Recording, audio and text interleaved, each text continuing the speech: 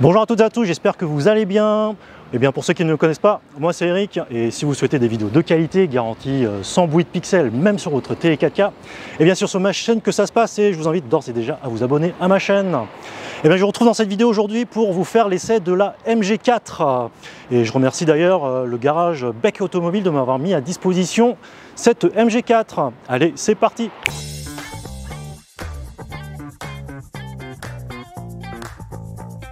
Et en ce qui concerne les dimensions, cette MG4 fait 4,28 m de long pour 1,83 m de large et 1,50 m de haut. Et l'empattement fait 2,70 m. La garde-sol pour elle fait 150 mm. MG a confié le design de la MG4 à ses deux studios de design, un à Shanghai et l'autre à Londres. Le but étant de plaire au marché mondial. Eh bien, j'ai l'impression que c'est mission accomplie parce que bon. Après, le design, c'est toujours une affaire de goût. Les goûts et les couleurs, ça ne se discute pas. Mais perso, alors je reste pas insensible au design de cette MG4. Vu de 3/4 avant, je trouve que c'est très réussi, c'est moderne, dynamique. Les arêtes et les lignes tendues viennent dynamiser le véhicule, que ce soit au niveau du pare-choc avant, du capot ou sur les côtés. La face avant est très expressive. Moi, je trouve qu'elle a une belle petite gueule, cette MG4. En plus, moi, j'aime beaucoup le pare-choc avant avec le diffuseur d'air. L'arrière est tout aussi expressif, il a aussi un petit diffuseur d'air et alors moi je sais pas vous mais moi il me fait penser à un petit certain Toyota CHR, notamment au niveau des feux et du double spoiler.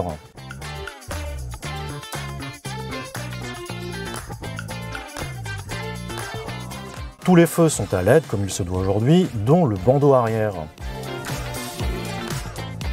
Alors et vous, qu'est-ce que vous en pensez? Est-ce qu'elle vous plaît au niveau du design cette MG4?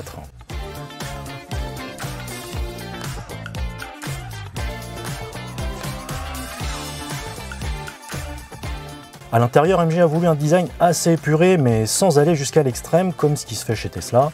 On retrouve tout de même quelques boutons sous le large écran de 10,25 pouces, dont un bouton pour le système de clim chauffage, les boutons pour le désembuage à l'avant et à l'arrière, pour les feux de détresse. La petite maison, c'est pour retourner sur le menu d'accueil de l'infodivertissement. Et on a aussi les boutons de volume. Sur le côté gauche de la planche de bord, on retrouve les réglages des rétroviseurs, le réglage de la hauteur des feux et la poignée pour ouvrir le capot. On dispose d'un volant chauffant multifonction, 2 branches gainées de cuir sur cette finition et les boutons de la partie gauche sont dédiés à la conduite, donc pour le régulateur limiteur de vitesse, et à droite pour l'affichage des informations sur le compteur numérique de 7 pouces derrière le volant. Les boutons avec les étoiles de chaque côté servent à mettre en favori ou en raccourci des fonctions. Derrière le volant, on a deux commodos, celui de gauche pour les clignotants et l'éclairage, celui de droite pour les essuie-glaces. Bon, après c'est un petit peu dommage qu'il n'y ait pas d'essuie-glace sur la lunette arrière.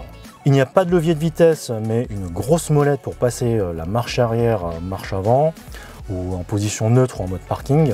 Et le bouton juste à droite sert à mettre le frein à main manuellement, même si celui-ci est automatique. Et juste derrière la molette, on aura la possibilité de recharger son smartphone par induction. En dessous, on retrouve une prise USB-A pour CarPlay Android Auto, on a une prise allume-cigare et une prise USB-C. Puis entre les deux sièges, on a deux porte-gobelets, un petit rangement avec un volet coulissant. Puis on a un petit emplacement avec un filet de maintien. Et sous la coudoir, il y a aussi un rangement assez profond. Donc là, vous pouvez voir avec la bouteille d'eau de 50 centilitres, la contenance de la boîte à gants. Bon, bah, en termes d'habitabilité à l'arrière, c'est pas mal. Là, j'ai réglé le siège à ma convenance. C'est ma position de conduite. Là, vous voyez, là, j'ai vraiment beaucoup de place pour les jambes. C'est très spacieux. Et là, même en garde au toit, je suis à un peu moins d'1,80 m et non, ça va, je touche pas le toit. Donc, on est vraiment bien installé à l'arrière. Et ce qui est sympa pour les passagers, vous voyez, derrière, au niveau du siège conducteur, il y a des petits rangements pour pouvoir ranger des petites bricoles, téléphone, tablette, etc. C'est sympa. Et à l'arrière, on dispose d'un port USB-A et en dessous, un petit rangement pour les passagers arrière. Alors au niveau du volume de chargement, le coffre est annoncé à 350 litres et voici avec mon sac à dos de 20 litres en guise de repère. Et sous le plancher, on pourra ranger le câble de recharge, le gonfleur ou le triangle de sécurité, etc. Et en repliant le plancher, on pourra gagner un petit peu de volume de chargement. Les dossiers se rabattent selon le schéma 40-60 et donc le volume de chargement grimpera jusqu'à 1165 litres. On dispose aussi de vide-poche assez vastes au portière avant et un peu plus petit à l'arrière. Alors la MG4 est une propulsion, donc sous le capot il n'y a pas de frunk contrairement chez Tesla, et donc on a tout ce qui est moteur et liquide de refroidissement, lave-glace et compagnie, et la boîte à fusibles. Le port de charge se trouve à l'arrière gauche du véhicule et embarque un chargeur jusqu'à 11 kW en courant alternatif et jusqu'à 135 kW en courant continu. On pourra passer ainsi de 10% à 80% en 35 minutes. Alors à son volant, je n'ai pas été déçu, la MG4 est agréable à conduire. En mode normal, la direction est souple tout en étant directive. Et grâce à ces différents modes de conduite, on trouvera aisément le mode qui nous conviendra parmi 5 modes au choix, dont le mode neige, éco, normal, sport ou personnalisé. En mode sport, elle offre de bonnes sensations. Le véhicule effectue le 0 à 100 en 7 secondes 9. Alors pour un véhicule de 204 chevaux pesant 1 tonne 685, c'est largement suffisant pour doubler sur autoroute, et ce même en mode normal.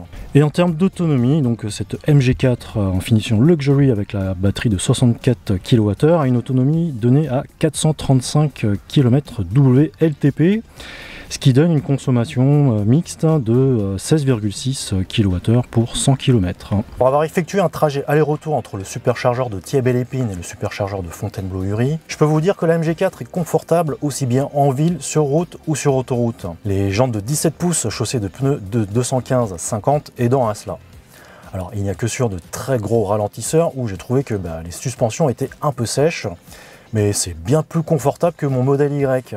Alors un mot sur l'insonorisation, je trouve qu'elle est bonne en dessous de 110 km/h. Alors il n'y a que sur autoroute à 130 où les bruits d'air sont à mon goût un peu trop présents. Alors par contre j'ai été agréablement surpris par le silence du moteur, on ne l'entend jamais, même en pleine accélération. Alors bien qu'on puisse régler la force du freinage régénératif, d'ailleurs on ressent bien la différence entre faible, moyen et fort, en revanche je trouve un peu dommage qu'on ne puisse pas conduire à une pédale. On est obligé d'appuyer sur la pédale de frein pour s'arrêter complètement. Alors moi je vous recommande de laisser la force de freinage à 3 parce que l'attaque de la pédale de frein est un peu spongieuse au début, et donc en mettant la force de freinage à 3 ça vient un peu gommer cet aspect là. Pour en revenir à l'infodivertissement, la qualité de la dalle de 10,5 pouces est bonne, on ne voit pas les pixels et le système est réactif. Bon, c'est assez réactif comme système. Alors moi ce que j'ai bien aimé, c'est la possibilité d'avoir CarPlay ou Android Auto à bord de cette MG4. Un petit mot sur le système audio, sur cette finition haute, cette MG4 dispose de 6 haut-parleurs. Alors le son est correct, bien qu'on ait des pré-réglages au niveau de l'équaliseur, selon le style de musique qu'on écoute. Alors j'ai pas trouvé la possibilité de changer la balance pour mettre le son devant, derrière, à gauche ou à droite. Au chapitre de la consommation, comme je vous l'ai dit, j'ai fait un trajet aller-retour entre le superchargeur de Thiais-Belle-Épine et le superchargeur de Fontainebleau-Uri. Donc c'était un trajet de 115 km, on était 2 personnes à bord, et donc on a roulé sans climatisation, mais avec de la ventilation. Alors le trajet se compose comme suit. Alors pour le trajet aller, on a eu une distance de 61,1 km. Pour une consommation de 16,4 kWh au 100 avec une température extérieure de 21 degrés. Et en ce qui concerne le trajet du retour, on a une distance de 54,3 km pour une consommation de 17,7 kWh au 100 avec une température de 24 degrés. Au total, ça donne une consommation de 17 kWh au 100, une valeur assez proche, ce qu'a annoncé le constructeur, à 16,6 kWh au 100. Alors ce que j'ai constaté, c'est qu'en ville et en route, on aura une consommation entre 12 et 16 kWh au 100 selon les conditions de circulation. Alors par contre, sur le trajet du retour, directement à 130 km/h, j'ai constaté une consommation entre 23 et 25 kWh au 100. Donc on pourra tabler sur une autonomie d'environ 250 km sur autoroute.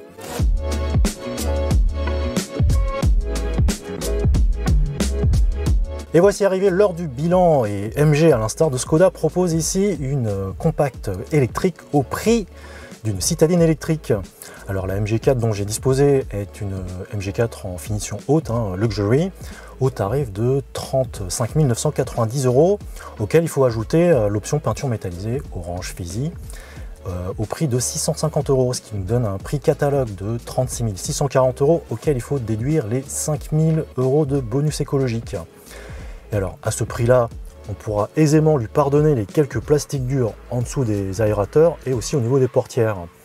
Mais alors, moi je trouve que la concurrence ne fait pas mieux, que ce soit à bord de la Mégane E-Tech que j'ai testée ou encore de la E208. Alors justement, en parlant de la concurrence, dans le même gabarit, vous avez l'ID3, son cousin le Cupra Born, ou encore la Mégane Renault E-Tech, la Kia e-Niro. Et donc tous ces véhicules-là sont aux alentours de 42 000 € prix catalogue. Donc il y a tout de même un écart de prix de 5 000 € par rapport à la MG4 en finition haute. Et encore, quand je vous dis tous ces véhicules-là, ils sont qu'en finition d'entrée de gamme, donc moins bien équipés que la MG4 en finition luxury. Alors dans un budget assez similaire, aux alentours des 32 000 €, on pourra avoir une E208 en finition Allure Pack, qui n'est même pas la finition haute. Donc cette E208 en finition Allure Pack, bonus de 5 000 € déduit, est tout de même à 32 370 €. Donc pour moi, la MG4 a vraiment le meilleur rapport prestation-prix du marché. Et alors personnellement, si je devais vous recommander une MG4, moi je la prendrais en finition luxury. Pourquoi? Eh bien parce que déjà elle a plus d'autonomie que la version d'entrée de gamme, et deuxièmement parce qu'elle a la pompe à chaleur et le volant chauffant et les sièges chauffants. Et bien sachez que ce sont des équipements qui viendront consommer moins de batterie pendant l'hiver. Mais sachez tout de même que la MG4 d'entrée de gamme est déjà très bien équipée, a une autonomie correcte. Si vous faites que de la ville ou un peu de route, sachez que ce sont des trajets où vous consommerez le moins de batterie. Et dans ce cas-là, en tant que second véhicule, l'entrée de gamme est déjà très pertinente.